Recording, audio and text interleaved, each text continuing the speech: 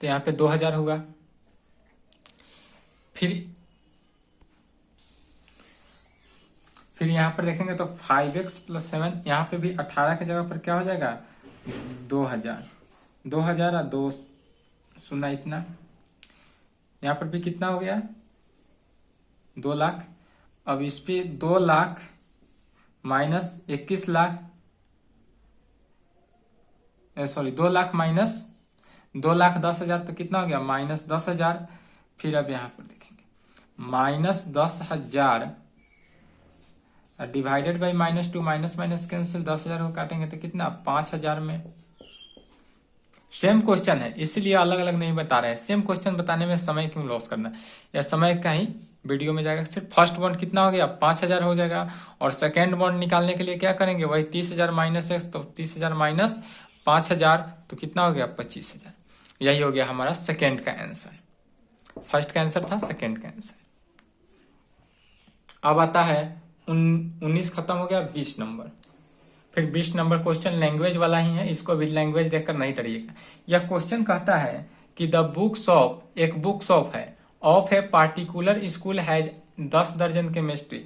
एक book shop जो है वह 10 दर्जन केमिस्ट्री का बुक, 8 दर्जन फिजिक्स का बुक, 10 दर्जन इकोनॉमिक्स का बुक रखता है, बेचता है, सेलिंग करता है। सेलिंग प्राइस जो है वह 80-60-40 है, मतलब कि केमिस्ट्री का 80, फिजिक्स का 40 और फिजिक्स का 60, इकोनॉमिक्स का 40 है। इच रेस्पेक्टली क्रमशः दिया हुआ है। तब फाइंड करना है, मैंने ज्ञात करना है फाइंड टोटल अमाउंट जो है book shop will receive from selling using matrix algebra. Matrix algebra का प्रयोग करके इसका फाइंड करना है। तो अगर क्वेश्चन नहीं लिखे हैं तो आप क्वेश्चन लिख लें। सॉल्यूशन इसका देखिए, सॉल्यूशन देखेंगे कि गिवन डेट यहां पर दिया हुआ है, क्या दिया हुआ है तो 10 दर्जन केमिस्ट्री दिया हुआ है, केमिस्ट्री बुक्स 10 दर्जन। फिर 8 दर्जन क्या दिया हुआ है फिजिक्स,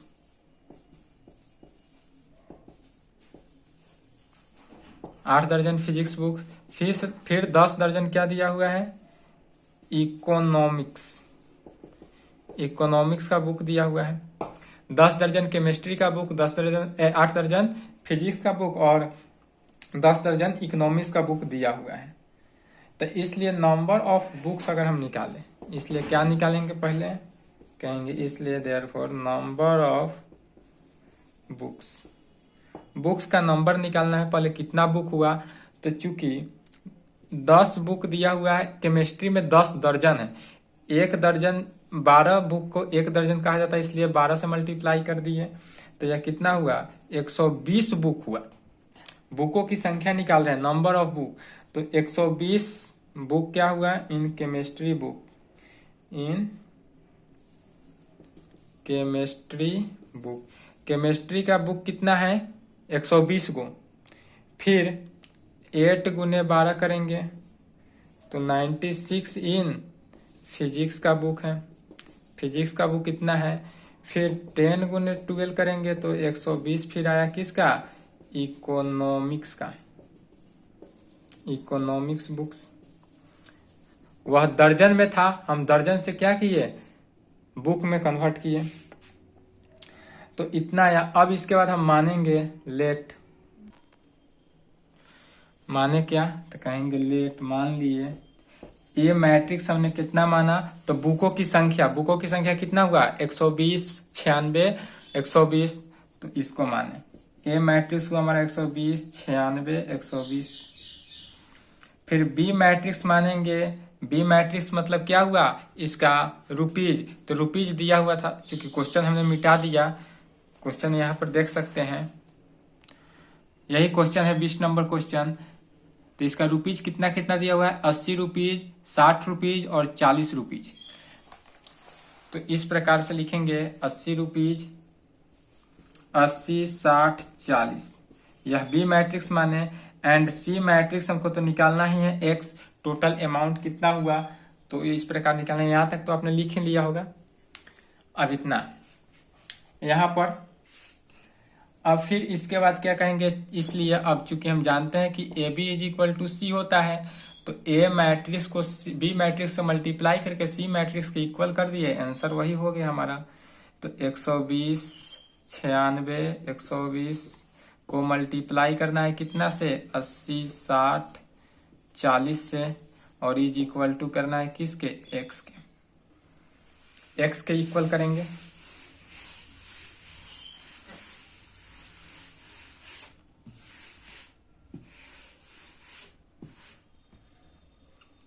तो इस प्रकार से मैट्रिक्स क्या प्राप्त होता है, R1 को C1 के साथ 1/1 में मैट्रिक्स आएगा। R1 को C1 के साथ करेंगे तो 120 को 80 के साथ प्लस 96 को 60 के साथ प्लस 120 को 140 के साथ, और यह मैट्रिक्स किसके, x के बराबर आ गया। अर्थात ये बराबर कितना हो गया, यहां से निकालेंगे तो बराबर है 96, 100 प्लस 57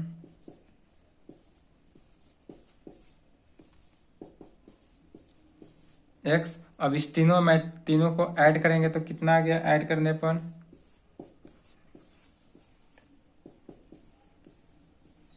x, इसलिए x का कीमत क्या हो गया, इक्वल मैट्रिक्स आया, इसलिए x बराबर क्या हुआ, यह इक्वल मैट्रिक्स है इसलिए इक्वल लिख रहे हैं, यदि इक्वल मैट्रिक्स नहीं रहता तो नहीं लिखते। इतना रुपीज तो कहेंगे, इसलिए टोटल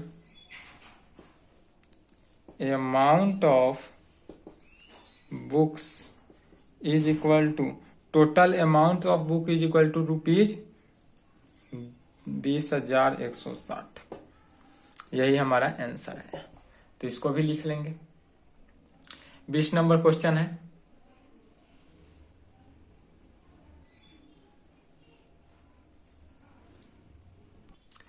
इक्कीस नंबर क्वेश्चन जो है ऑब्जेक्टिव है 22B। 21 और 22 के लिए ऊपर सिंबल दिया हुआ है। यह कह रहा है assume x y z and डब्ल्यू एंड पी जो है are matrixes of order 2/n में, 3/k में, p 2/p में, n/3 में एंड p/k में दिया हुआ है रेस्पेक्टिवली क्रम से इस प्रकार। तो choose the correct answer. 21 number और 22 नंबर का आंसर करेक्ट चूज करना है, ठीक है। तो 21 नंबर का आता है the restriction on n, k and p so that p plus W Y is defined होगा। तो किस में डिफाइंड होगा, तो इसके लिए देखते हैं सॉल्यूशन। 21 का सॉल्यूशन है, क्वेश्चन लिख लेंगे। गिवन दैट दिया हुआ क्या है, तो अगर हम पहले मैट्रिक्स है और इस इधर क्या है, ऑर्डर भी है,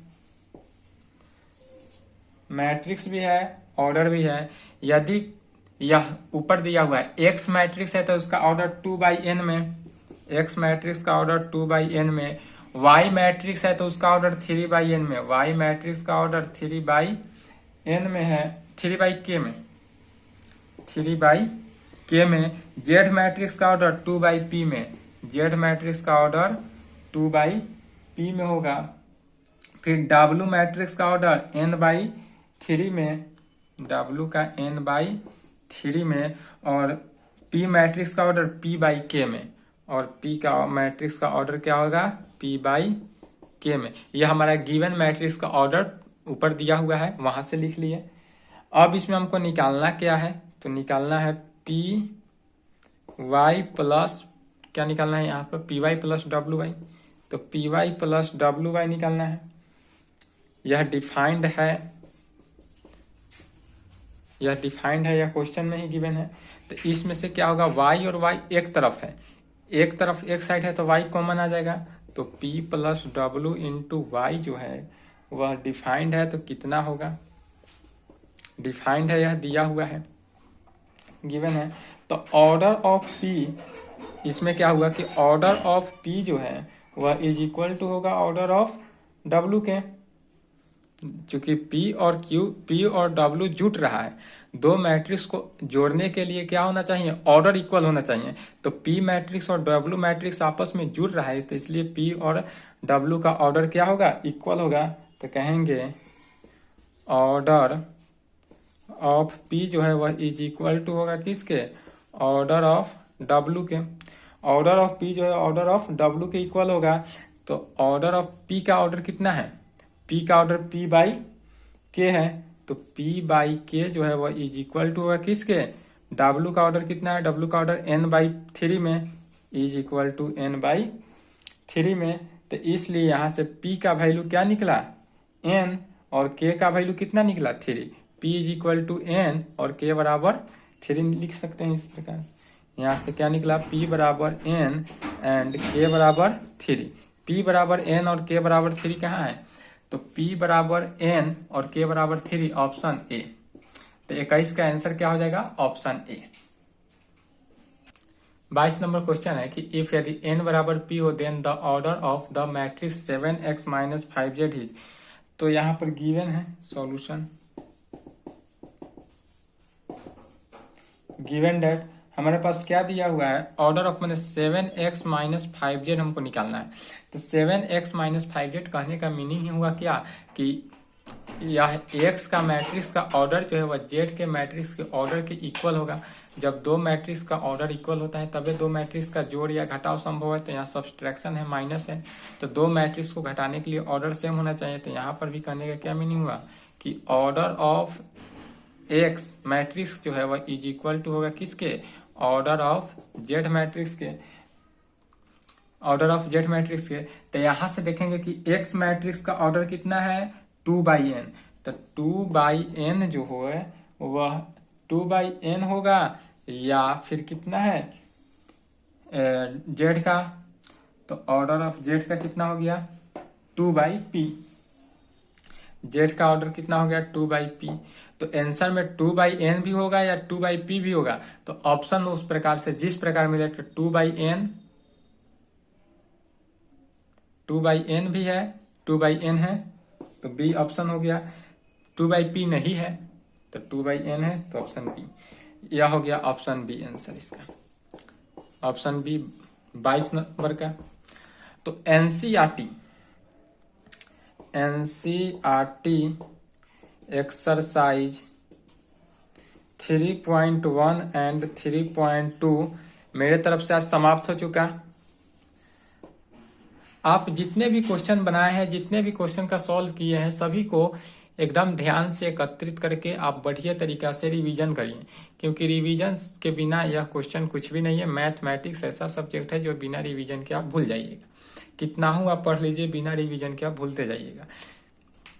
और डबल जो आ रहा है लेक्चर वो सिर्फ क्वेश्चन के लिए था, क्योंकि क्वेश्चन एकदम इजी था, मल्टीप्लिकेशन का क्वेश्चन था, इसलिए ज्यादा डबल कर देते थे। अदरवाइज थ्योरी में कभी भी हम डबल क्वेश्चन नहीं डालेंगे। थ्योरी मैक्सिमम जो है वह 20 से 30 मिनट ही जाएगा, उससे ज्यादा नहीं जाएगा। एकदम आराम से बढ़िया तरीका से ही क्लास चलेगा, और प्रत्येक क्लास चलेगा जिस प्रकार मैट्रिक्स आपको पूरा कंठस्थ याद हो जाएगा, उस प्रकार सब सब्जेक्ट 13 चैप्टर याद हो जाएगा।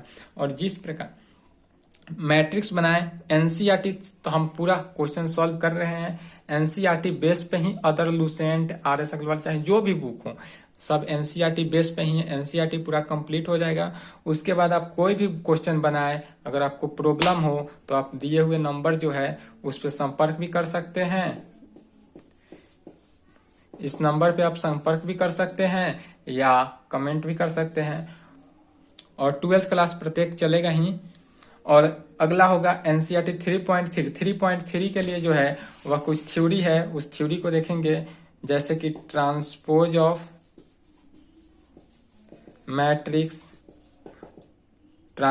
मैट्रिक्स चलेगा नेक्स्ट क्लास में। Properties of matrix, properties of transpose चलेगा, ट्रांसपोज का प्रॉपर्टी चलेगा, फिर symmetric matrix, skew symmetric matrix,